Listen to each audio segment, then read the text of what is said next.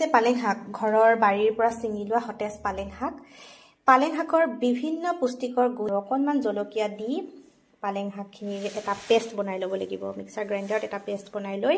আমি পালেং শাকখিনি মিক্সিত পিচি এটা ধুনীয়া পেষ্ট বনাই ললো আৰু এইখিনি এতিয়া আটাৰ লগত মিক্স কৰি সানি দিম আমি